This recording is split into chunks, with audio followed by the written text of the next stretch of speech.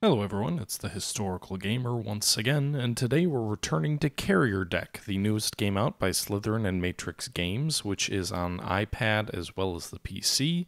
Carrier Deck is a game which puts you in control of a United States nuclear aircraft carrier, and it makes you basically need to manage the flight deck. So it's not a war game or a strategy game in the traditional sense, it's more of a time management and process management game, which challenges you to manage various attributes on a flight deck, such as what type of air crews you need or what type of sorties you need to prepare for, manage the incoming and outgoing flight of aircraft as they come in and go out, and basically ensure the smooth running of a flight deck on a modern aircraft carrier, which is undergoing flight operations of various sorts, such as scrambling aircraft to intercept incoming enemy attacks, as well as pre-planned missions that come to you throughout the course of operating a carrier.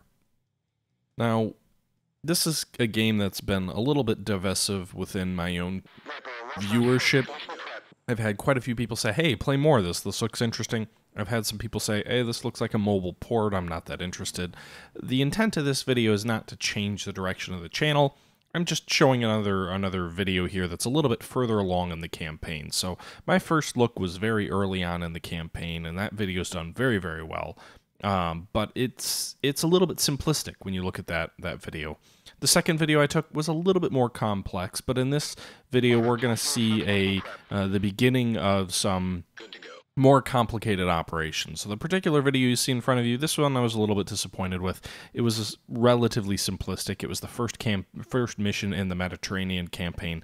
The second mission you'll see in this video does include enemy ground attacks, so enemy ground units that need to be struck with our carriers. And they have a different attribute. We'll look at that later. That's around the 11-minute mark in the video if you want to jump ahead. Otherwise, we'll continue to look at this video here. You can see we've detected an enemy airstrike coming in as well as an enemy submarine, so we've launched a helicopter sortie against the sub and a fighter aircraft sortie against the incoming aircraft. Now, as you've probably guessed through previous videos, as you get various missions, you queue up on the bottom left-hand side of the screen missions, and you have to resolve them in the order that they're queued.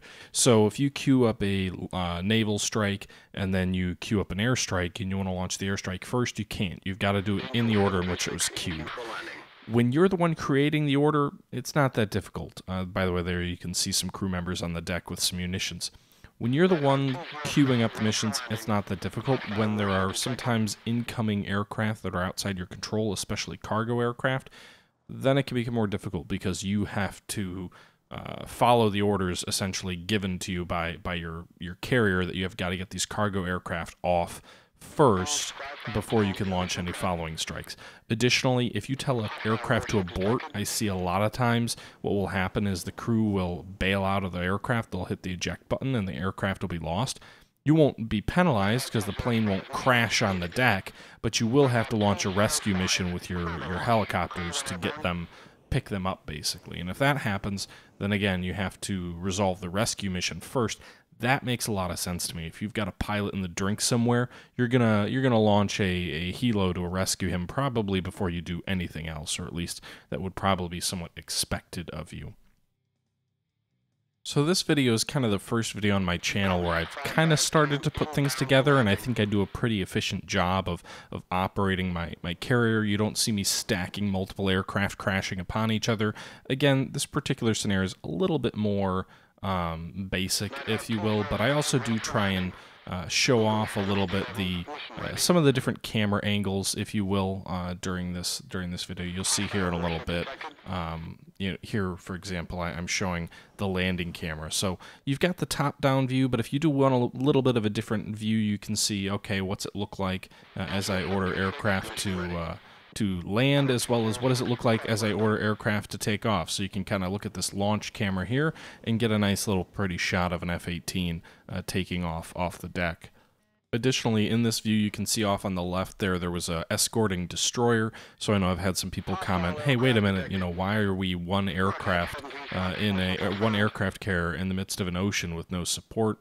That's not really the case. The escorting vessels don't really do anything in the missions, but they are there at least for color or for flavor.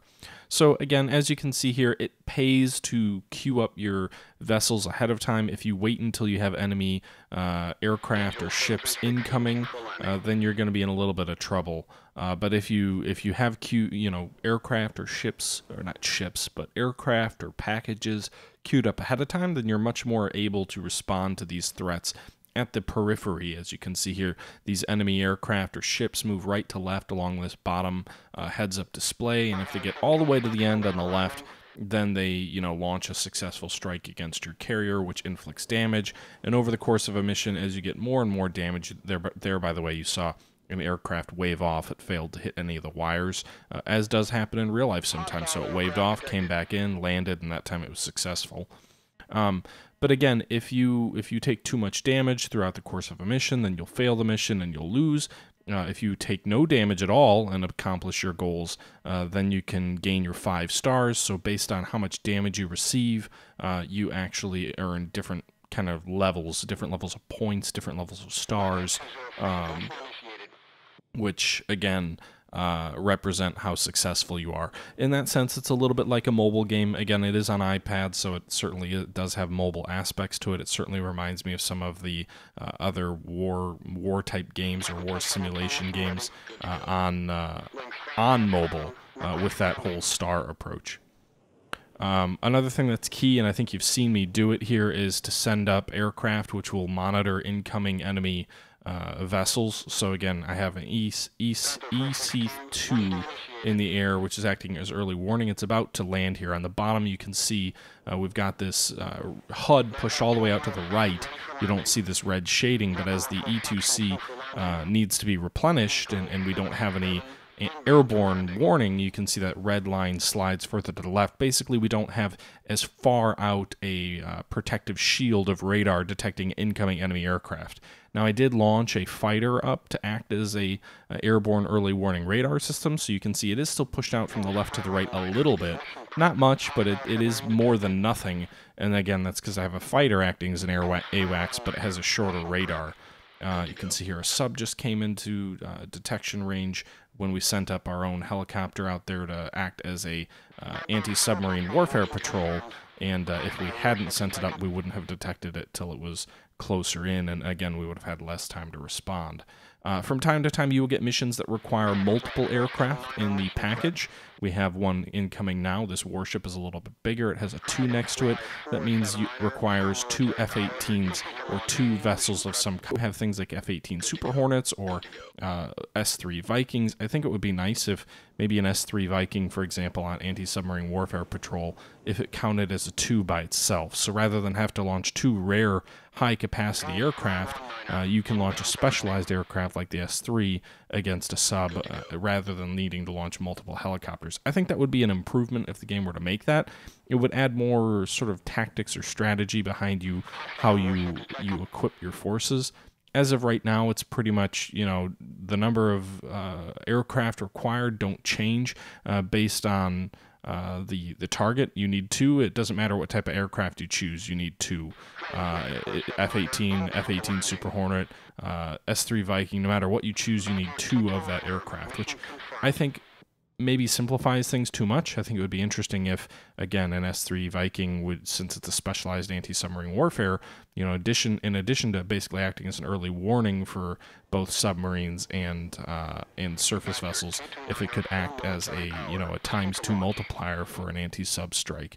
Likewise, maybe an F-18 Super Hornet could act as a double force multiplier for combat air patrols, given it is a much more modern version of the Hornet, which allows it to, maybe have a more effective role. Although at least that aircraft does have the electronic warfare mission, which on missions, you don't see any here in this video, but on certain missions against larger enemy surface vessels, you actually have to launch an electronic warfare mission ahead. So basically the package would be 2 or 3 naval strike aircraft, which you could set up as F-18s here, but then you'd also have to have an electronic warfare aircraft, which kind of goes ahead. I assume it manages jamming or coordinating the strike or whatever, but the F-18 Super Hornet has the ability to do that. Actually, the S-3 Viking also has the ability to do that. which is interesting because giving that role to the Super Hornet actually makes the regular F-18s more like the F-18 Super Hornet, and the F-18 Supers in this game act more like a F-18 Growler, which is a specialized electronic countermeasures and electronic version of the F-18 designed to act in that manner. With that being said, this video is going well. This campaign is going, or this battle is going well. So far, no strikes on us. We're meeting the enemy far out with subs. Every time an enemy surface vessel shows up, whether it be a 2 or a 1, a fast attack or a destroyer, we're hitting it, about as early as we can. We've got aircraft on cap, on standby, and we've got aircraft of all sorts on standby, helicopters, fighter aircraft, and we quickly turn around the AWACS and S3 Vikings when they land.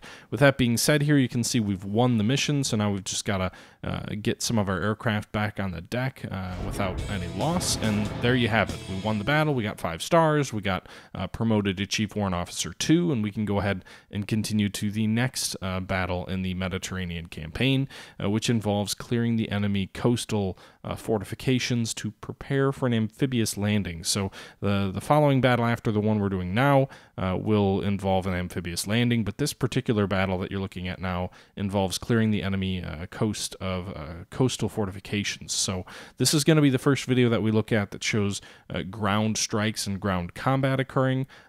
So far, everything has been limited to air, sub, and air, sub, and surface combatants. This will be the first time that we look at ground combatants, and I think it's a worthwhile look because these ground units actually have a slightly different way that they play in this game.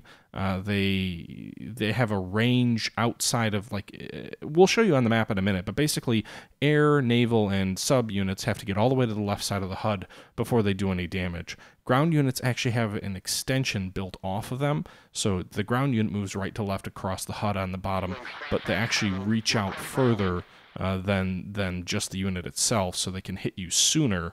I assume through the likes of launching ground-based cruise missiles, anti-ship cruise missiles, or something to that effect here.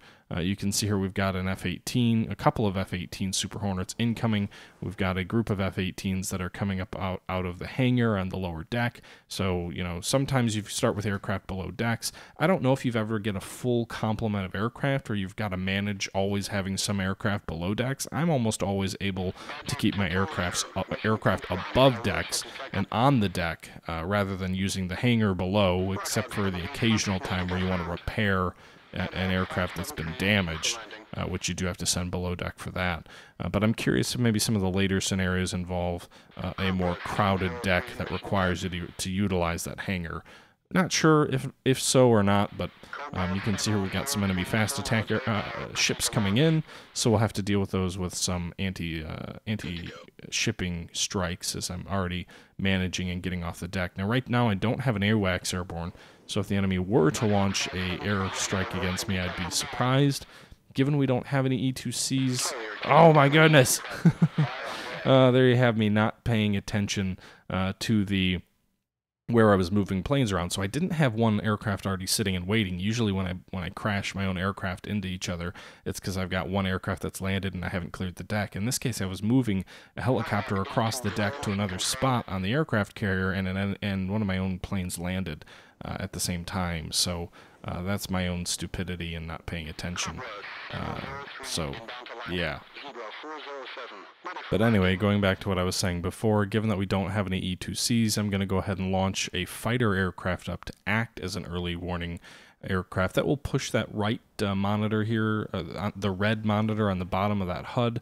That will push that out to the right, so we'll have a little bit more advanced notice. We won't have extremely long range notice because an AWACS has much longer radar range, but it'll be better than where we're at here. You can see it pushes out to almost halfway across, and AWACS would push it pretty much all the way across. But again, it's better than nothing. With that being said here, you can actually see for the first time now we have a ground target, which has materialized itself near the bottom of the screen. You can see it looks like some kind of mobile missile carrier, maybe a mobile SAM site or a mobile rocket launcher facility. I'm not quite sure which, but you can see here we've now issued an order to one of our F-18s to prepare a CAS strike, a close air strike, which is basically the tasking that you give to a unit that you're going to launch out against ground targets. So you can see here we got one of those already. You can also see as this unit moves off to the left a bit, it's got this little red bullseye that kind of extends out from the unit itself. And again, that represents the striking range at which the unit can hit you. So it can actually hit you much sooner, theoretically, than an air or a naval unit. Now, air units, in my experience, tend to move a little bit quicker than ground units, but with that being said, again, it does have that ability to reach out and touch you beyond where just the unit is. And you can see here another ground unit. We've already prepared our other ground strike aircraft to receive it, but we're going to go ahead and launch a strike with another F-18 out against this incoming threat. Subs our sub aircraft is done, so we're going to go ahead and call that aircraft back in, and then I'm going to go ahead and once this E2C that's doing anti-shipping reconnaissance gets a little bit further over to the right before it actually is completed its mission, I'll go ahead and launch the Vikings so that we've got a constant vigil over enemy surface threats as well. You can see here the first F-18 struck its ground target and destroyed it. We've got another one swooping in and another ground target as well. So seems like the ground targets are coming fast and furious, so we've got to make sure to equip our air wing adequately here. But looks like we've got plenty of time before this becomes a threat. So there you have it, more or less, for this particular video.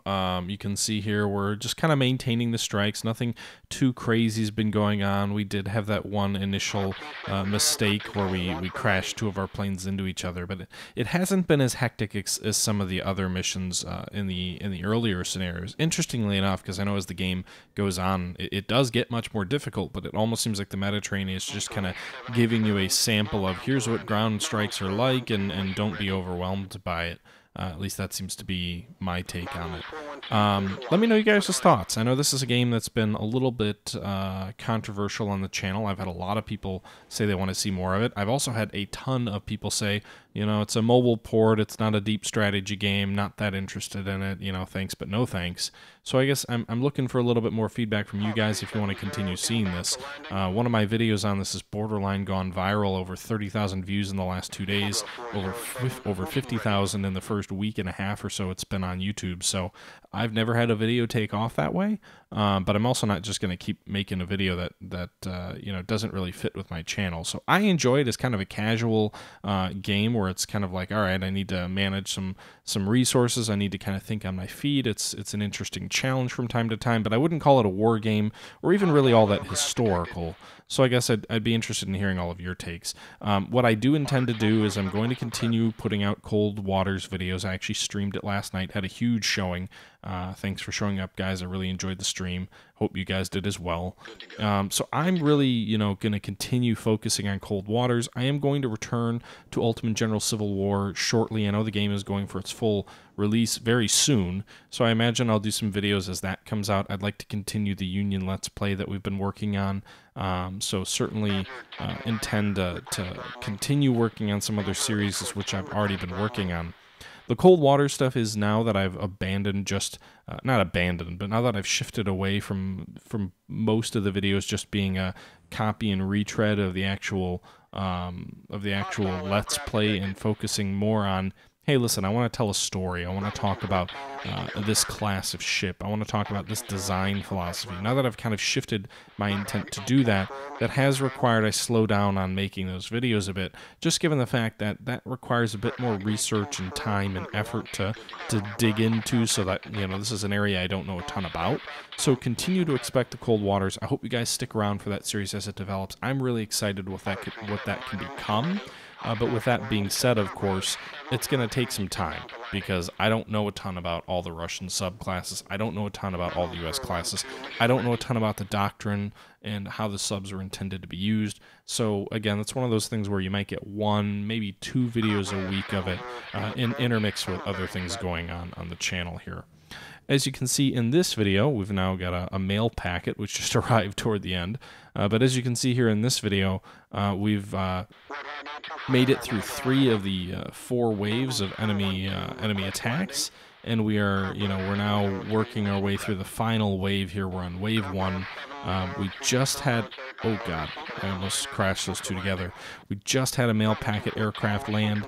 We've unpacked it, but now we've got to go ahead and make sure that we take that off first, because of that way the auto mission generates here. We've got to get the flag, FLG, I don't know what that stands for, off, but it's a cargo aircraft. So got to get that off before we can launch these other strikes. We do have some ground threats incoming.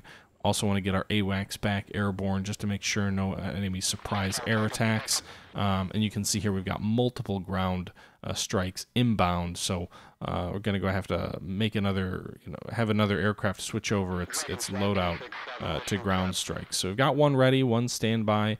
I'm going to go ahead and switch this naval aircraft back over to ground strike. Shouldn't be any issue in getting it done before the end of the mission. You can see here we are now on wave 0, so we should be coming up here on the end of the mission. I believe this was a successful battle. Again, I could have gotten 5 stars. At this rate, I'll only get 4 because I crashed those 2 planes into each other. The other F-18 is done, so now I just need to go ahead and take this one off. And I believe, once these 2 strike their targets, the battle will be over and we will have won. So we'll see in a moment here. Now that it says 0 waves, that usually means it's over, but we'll continue proceeding as if the game was going to continue. We'll go ahead and rearm this guy with ground strike just in case. And we'll see what happens here as our aircraft streams toward its target and hopefully destroys it here. All right, so we've got the sub. Let's go ahead and launch another anti-sub patrol. Okay, victory. So there you go. So that'll be the end of this video, guys. You just got your first look at ground attack, as well as kind of an overview of the game and also the future of the channel here today. So I hope you guys enjoyed the video. I'm hoping to have my next Cold Waters video up tomorrow. So enjoy this. Let me know your thoughts. And until next time, guys, this is the Historical Gamer saying thank you very much for watching. I appreciate the continued support. And until next time, guys, this is the Historical Gamer saying thank you for watching, and I'm out.